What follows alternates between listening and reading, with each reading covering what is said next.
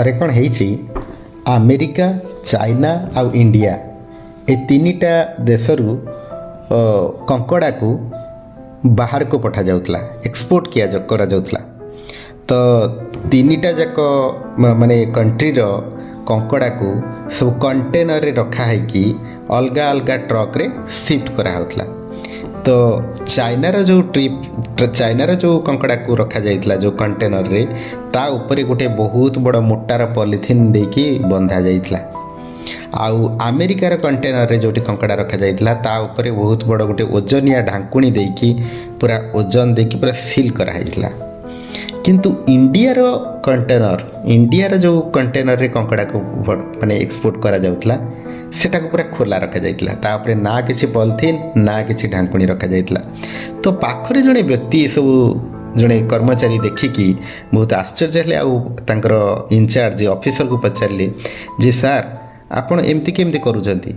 ଦୁଇଟା ଯାକ କଣ୍ଟ୍ରିର କଙ୍କଡ଼ାକୁ ଠିକ୍ ସେ ବନ୍ଦ କରାହେଇଛି, ସିଲ୍ କରାହେଇଛି ଆମେରିକା ଆଉ ଚାଇନାର, ବଟ୍ ଇଣ୍ଡିଆର କଙ୍କଡ଼ାର ଯେଉଁ କଣ୍ଟେନର ଅଛି ତାକୁ ପୁରା ତ କଣ୍ଟେନର ଫୁଲ୍ ମୁହଁ ପର୍ଯ୍ୟନ୍ତ ଭର୍ତ୍ତି ହେଇଛି, କିନ୍ତୁ ଉପରେ କୌଣସି ନା ବନ୍ଧା ହେଇଛି ନା କୌଣସି ଢାଙ୍କୁଣୀ ଅଛି। ଏମିତିରେ ତ ସବୁ କଙ୍କଡ଼ା ବାହାରକୁ ପଳାଇବେ। ତ ଅଫିସର ଜଣକ ହସିକି ବହୁତ ସୁନ୍ଦର ଭାବରେ ତାଙ୍କୁ ଆନ୍ସର୍ ଦେଲେ ଯେ ତମେ ଏସବୁରେ ଜମା ଚିନ୍ତା କରନି, କାରଣ ଏସବୁ କଙ୍କଡ଼ା ହେଉଛି ଇଣ୍ଡିଆର କଙ୍କଡ଼ା। ଆଉ ଇଣ୍ଡିଆର କଙ୍କଡ଼ା ମାନେ ନା ସବୁ ଗୋଟେ ଗୋଡ଼କୁ ଗୋଟେ ଗୋଡ଼ ଜଏଣ୍ଟ କରିକି ରଖିକି ବସିଛନ୍ତି। ଯଦି ଗୋଟେ କଙ୍କଡ଼ା ବାହାରକୁ ଯାଇକି ଉଦ୍ଧାର କରିବାକୁ ବଞ୍ଚେଇ ଦେବାକୁ ଚାହିଁବ ନା, ତଥାପି ତାର ଅଲଗା କଙ୍କଡ଼ା ମାନେ ତା ଗୋଡ଼କୁ ଟାଣି ଦେଇକି ଭିତରକୁ ଝିଙ୍କି ଦେବେ ଯେ ଆମେ ତ ଆସୁଛୁ, ତମେ ବି ରୁହ। ତ ଏଇଠୁ କ'ଣ ଶିଖୁଛନ୍ତି? ଆଜି ଯଦି ଆମ ସମାଜ, ଆମ ସୋସାଇଟି, ଆମ ଦେଶ ଯଦି ଗୋଟିଏ ଲେବୁଲରେ ରହିଯାଉଛି ଆଉ ତରକ୍କି କରୁନି, ଆମେ ସବୁବେଳେ ଗଭର୍ଣ୍ଣମେଣ୍ଟ, ସବୁବେଳେ ପ୍ରଶାସନ, ସବୁବେଳେ ଆକୁ ତାକୁ ଦୋଷ ଦେଇକି ଯାଉଛନ୍ତି।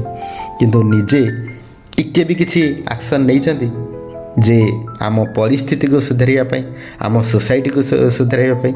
ଯଦି ଆମ କଲୋନୀରେ ଗୋଟେ ଗାଡ଼ ବି ପଡ଼ିଯାଉଛି ନା, ସେ ଗାଡ଼କୁ ଆମେ ସାଇଡ଼୍ ହେଇକି ସମସ୍ତେ ପଳେଇବା, କିନ୍ତୁ କେହି ବି ଗୋଟେ ଫାଉଡ଼ାରେ ମାଟି ଟିକେ ଆଣିକି ପକାଇବାକୁ ସେଠି ଚିନ୍ତା କରିବାନି। ତାହେଲେ ନିଜେ ଚିନ୍ତା କରନ୍ତୁ, ଯଦି ଆମ ସମାଜର କିଛି ଉନ୍ନତି କରିବାକୁ ଚାହିଁବା, ତାହେଲେ ପ୍ରଥମେ ଆମ ସୋଚ ଆଉ ଚିନ୍ତାଧାରାକୁ ବଦଳାଇବାକୁ ପଡ଼ିବ। ଯଦି କଥାଟି ଆପଣଙ୍କୁ ଠିକ୍ ଲାଗିଥିବ ତାହେଲେ ନିହାତି ଗୋଟେ କମେଣ୍ଟସରେ ଆପଣଙ୍କ ମତାମତ ଜଣାଇବେ। ଭିଡ଼ିଓଟି ଗୋଟେ ଲାଇକ୍, ସେୟାର, ସବସ୍କ୍ରାଇବ୍ ନିହାତି କରିବେ। ଓମ୍ ସାଇରାମ।